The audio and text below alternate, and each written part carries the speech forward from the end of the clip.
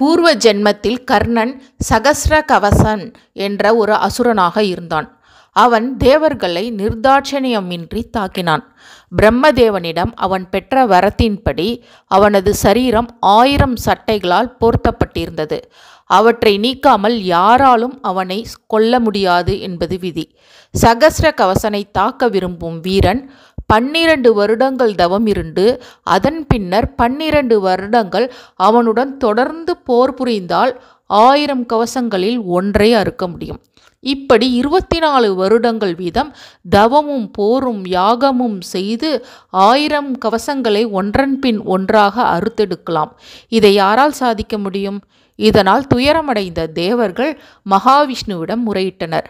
அவரும் நரநாராயணன்களாக அவதரித்தார்.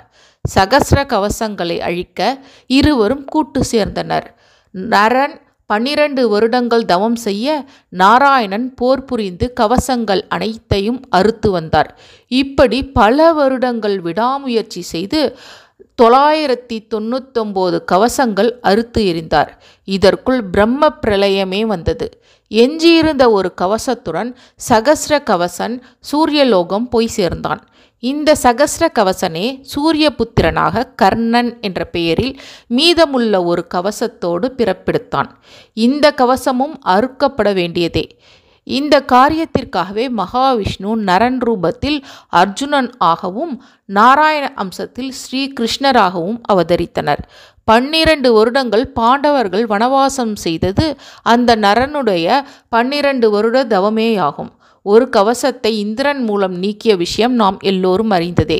கவசம் நீக்கியதால் தான் அர்ஜுனனால் கர்ணனை கொல்ல முடிந்தது.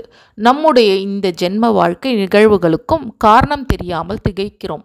இவற்றுக்கும் காரணம் பூர்வ ஜென்ம கர்மாக்களேயாகும். கர்ணனின் வாழ்க்கை அமைந்த விதம் இந்த உண்மையை நமக்கு நிரூபிக்கிறது.